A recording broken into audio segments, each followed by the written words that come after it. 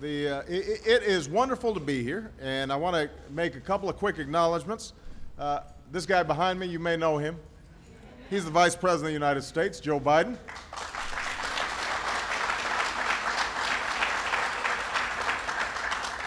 Got Maryland's Lieutenant Governor Anthony Brown is here. Got the Mayor of Hyattsville, William Gardner.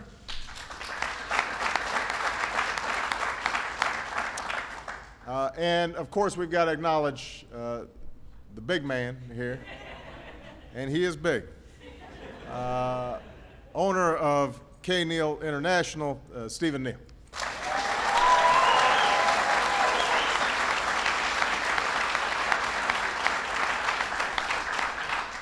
Now, I want to thank K. Neal for having us here today, giving us a quick tour, and having us look at all these trucks.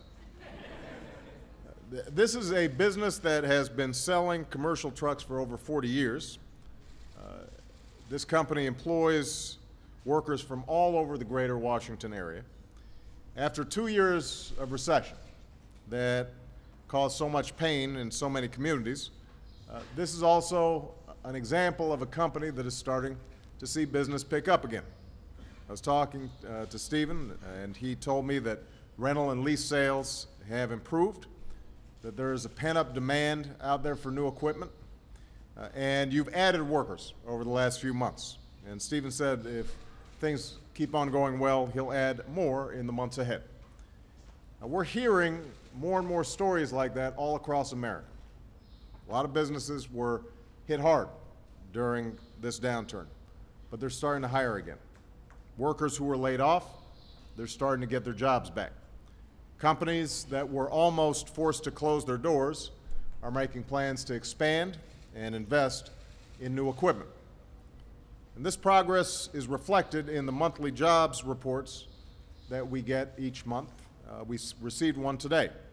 In May, the economy added 431,000 jobs. Now, this is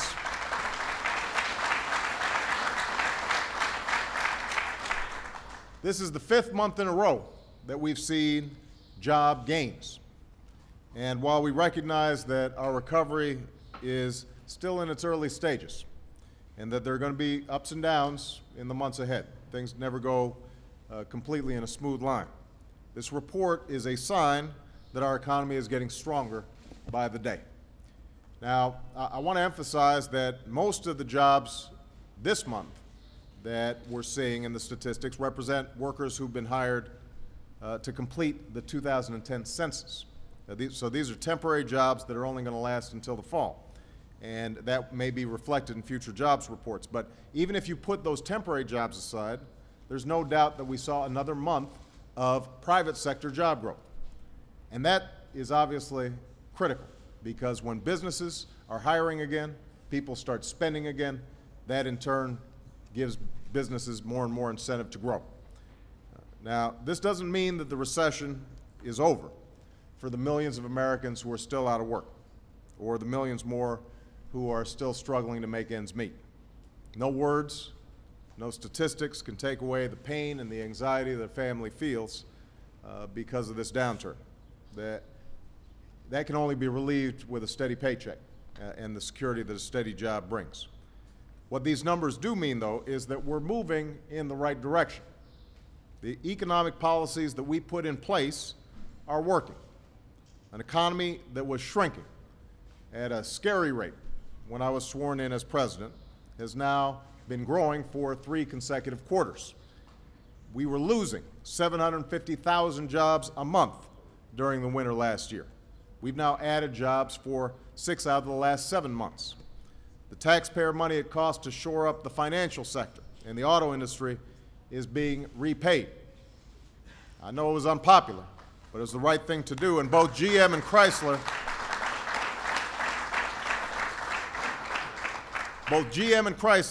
are adding shifts and operating at a profit, which nobody would have imagined just a year ago. The question now is, how do we keep this momentum going?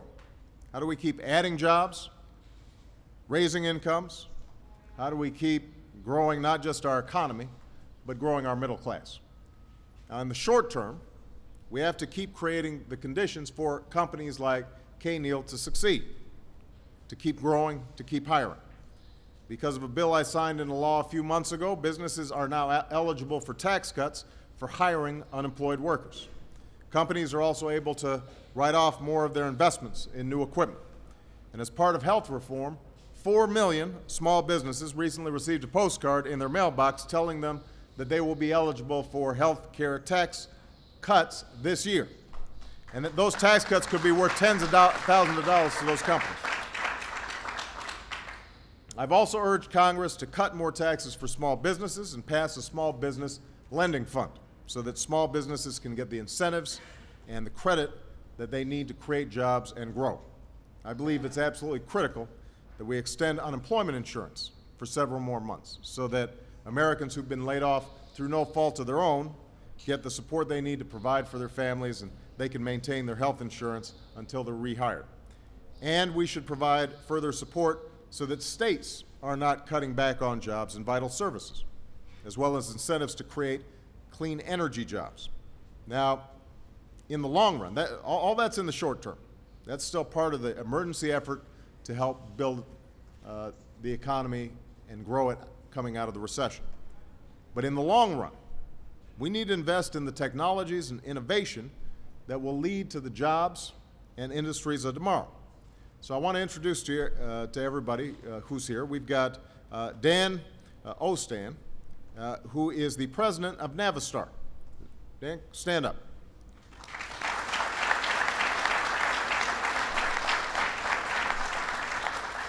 Now, Navistar is a company that sometimes does business with K-Neal International. And for months, Navistar's Indiana manufacturing plant has been working on an electric delivery truck that's fueled entirely by plug-in power. In fact, I visited the plant before it had produced its very first truck. And my understanding, Dan, is we're ready to go. Thanks to the investments that we made in the Recovery Act, it just delivered its first truck a few weeks ago. Now, this is a plant that gave jobs to unemployed factory workers, and they're now part of a cutting-edge industry that will create even more jobs and businesses in the months and years ahead. That's what the future can look like. If we keep on making investments in research and development, in technology and clean energy, products and industries that we haven't even imagined yet can find a home right here in the United States of America. And if we provide our citizens with the education and training they need to do these jobs, we're again going to see rising incomes and a growing middle class. That's what we can do to make this economy stronger, rebuild it even stronger than it was before. And I have to say that Joe Biden oversaw the execution of our Recovery Act and hasn't gotten a lot of credit for it, but it has been scandal-free. The money has been spent on time. I was just talking to Stephen, and as he indicated, what the Recovery Act did was to help during a bad winter, during a tough time, helped him to keep that business, if not growing, then at least stable. And it helped him keep folks on the job that otherwise might have lost their job. And Joe deserves a lot of credit for that, so give Joe Biden a big round of applause.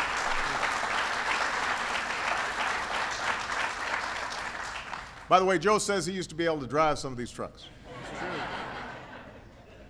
That's true. But I would suggest, Steve, not to lend him a car ride. That was a long time ago. Now let me tell you what we can't do. We can't go backwards. What we can't do is go back, now that we're starting to climb out of this hole that was dug for us, we can't go back to the very same policies that failed us in the last decade, the same policies that led us into that hole.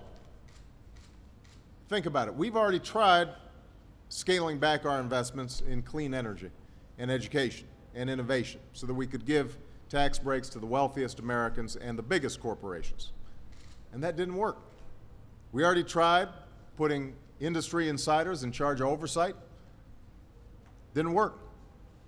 We already tried stripping away rules and regulations that kept Wall Street, banks, and oil companies in bounds. We let them play by their own rules instead, and it didn't work. So we already know where these ideas led us, and we're going to have a choice as a nation moving forward. We're going to be able to return, if we want, to the failed economic policies of the past, policies that gave us record deficits and declining incomes and sluggish job growth even before the recession, policies that led, in fact, to us almost going into a depression. We can take that road again, or we can decide we want to move forward. We can keep building a stronger economy. We can keep pursuing the policies that have started to create jobs again, policies that invest in companies like Kneal, policies that invest in companies like Navistar, policies that invest in our people and in our future. So I don't know about you. I don't want to go backwards. I want to move forward. And I believe that the American people want to move forward as well. Now, this economy hasn't returned to prosperity yet, but we're heading in the right direction. There are going to be some ups and downs. There are going to be some months where people start worrying that maybe we're not out of the hole yet. But if we remain determined, if we stick to it, if we stay the course of investing in our people and businesses like Kneal that are the heart and soul of America, then I'm absolutely positive we can succeed. And with your help, with the hard work and ingenuity of workers and entrepreneurs like the ones at this company, I'm absolutely positive we're going to have a brighter future. So thanks for the great work you do. Thanks to Joe Biden for the great work that he does. God bless you. God bless the United States of America.